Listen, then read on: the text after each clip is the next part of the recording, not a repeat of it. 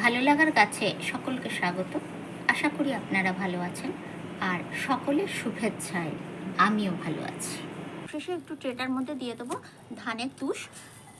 বেশি দেবো না, সামান্য একটু ওপর থেকে ছড়িয়ে দেবো। ধানের তুষ কিন্তু গাছকে ঠান্ডা রাখতে সাহায্য করে, আর ধানের তুষ কম্পোস্ট হয়ে গিয়ে গাছের খাবারেরও কাজ করে, আর তার সাথে সাথে গাছকে মালচিং করতেও খুব সাহায্য করে। তাই দেবো সেটা হচ্ছে একটু ফাঙ্গাসাইড।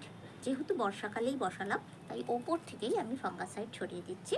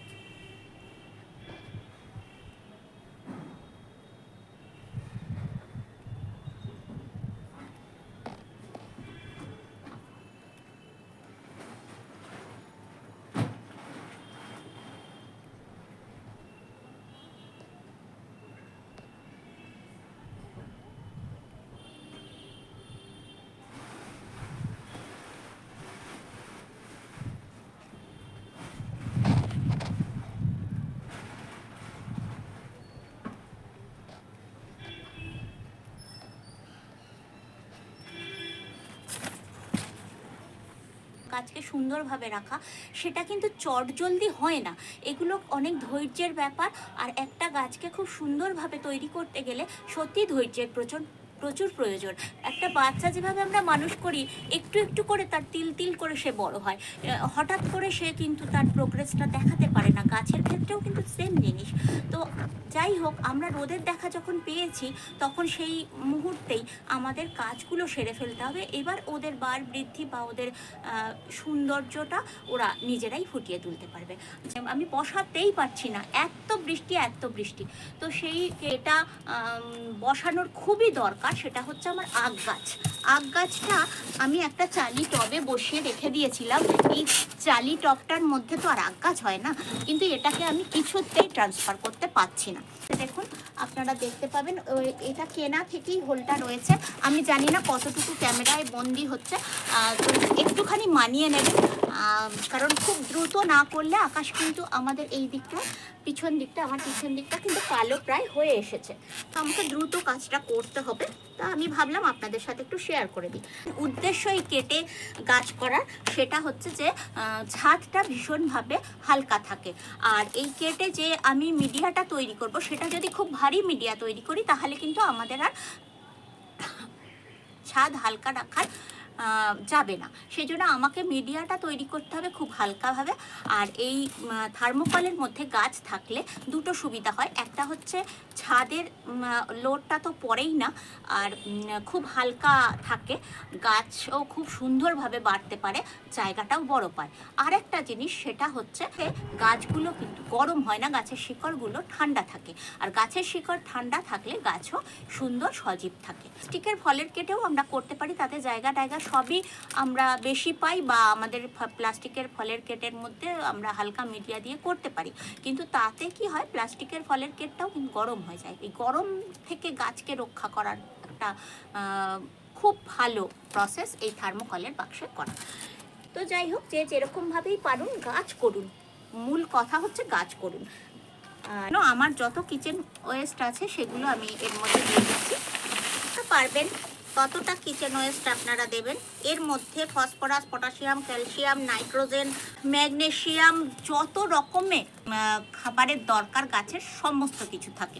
সেই জন্য শুকনো কিচেন কম্পোস্ট আপনারা দিয়ে দেবেন। ডিমের খোসাতে ক্যালসিয়াম যেমন থাকে, তেমন কেঁচো কেন্ন এগুলো থেকেও রক্ষা করার একটা ভীষণ উপকারিতা রয়েছে। তো এই ধরনের কিচেন কম্পোস্ট যদি শুকনো থাকে অবশ্যই দেবেন। এই ভিজে অবস্থায় কখনোই গাছে এগুলোকে দেবেন না। এবার ডিসক্রিপশনে তার লিঙ্ক দিয়ে দেবো। আমি ঘুঁটে থেকে গোবর সার তৈরি করি, কারণ আমি এখানে গোবর সার আলাদা করে পাই না। আমি গোবর সার আমরা কম্পোস্ট হিসাবে ব্যবহার করি। কিচেন ওয়েস্টও আমরা কম্পোস্ট হিসাবে ব্যবহার করি, কিন্তু আমাদের মিডিয়াটাকে সয়েললেস করার জন্য আমি ভার্মি কম্পোস্টের ব্যবহার করছি। তার কারণ আমি এখানে কোনো মাটি ইউজ করব না। মাটি ইউজ করলে যেটা সমস্যা হয় সেটা হচ্ছে ভীষণ কেঁচো কেন্নোর সমস্যা হয়। আর আখ গাছ লাগালে আখের যে শিকড় তার ভেতর থেকে কেঁচো কেন্ন যদি ঢুকে যায় তাহলে আমাদের আখ গাছটা করা বেকার।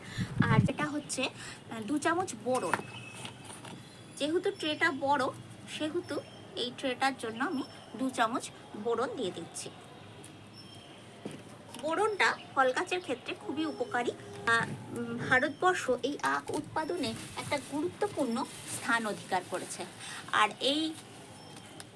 সেই আখকে জমিতে যেমন চাষ করা হচ্ছে তেমন আখ আমরা বাড়িতেও চাষ করব, বাড়ির ছাদেতেও চাষ করব। দিয়ে দিচ্ছি একটু শিং চাচা। হাড় গুঁড়ো আমি এই সময় দেব না, যেহেতু হাড় গুঁড়োতে ভীষণ একটুখানি পোকা হওয়ার সম্ভাবনা থাকে। আর এই টকটাকে একটু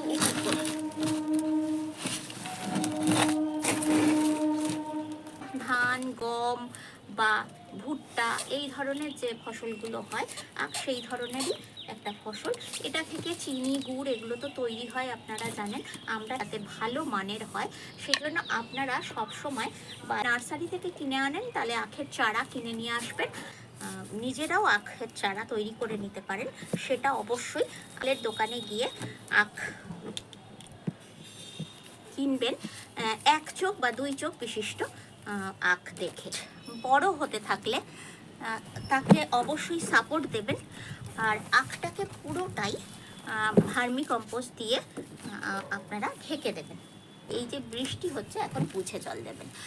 এটা তো সব গাছের ক্ষেত্রেই বলি, আখের ক্ষেত্রে একটু বেশি করেই বললাম, কারণ যদি অতিরিক্ত জল হয় তখন আখের গোড়া পচে যাবে আর আখ ভালো পাবেন না। তো দেশের একটা বড় সম্পদ সেই গাছটা আমাদের বাগানে থাকবে না, এটা তো হতেই পারে না। তাই আমরা এরকম সহজ পদ্ধতিতে যদি সেই গাছটাকে করতে পারি তো আমাদের নিজেদেরই খুব ভালো লাগবে। তো আপনারা সবাই এইভাবে করুন। সবাই সুস্থ থাকবেন, ভালো থাকবেন। অবশ্যই আমার ভিডিওটা ভালো লাগলে একটা লাইক করবেন আর শেয়ার করবেন, বেশি বেশি শেয়ার। একটু ট্রেটার মধ্যে দিয়ে দেবো ধানের তুষ, বেশি দেবো না, সামান্য একটু ওপর থেকে ছড়িয়ে দেবো। ধানের তুষ কিন্তু গাছকে ঠান্ডা রাখতেও সাহায্য করে, আর ধানের তুষ কম্পোস্ট হয়ে গিয়ে গাছের খাবারেরও কাজ করে, আর তার সাথে সাথে গাছকে মালচিং করতেও খুব সাহায্য করে। তাই সেটা হচ্ছে একটু ফাঙ্গাসাইড। যেহেতু বর্ষাকালেই বসালাম তাই ওপর থেকেই আমি ফাঙ্গাসাইড ছড়িয়ে দিচ্ছি, যাতে কোনো রকম ফাঙ্গাল আক্রমণ না হয়।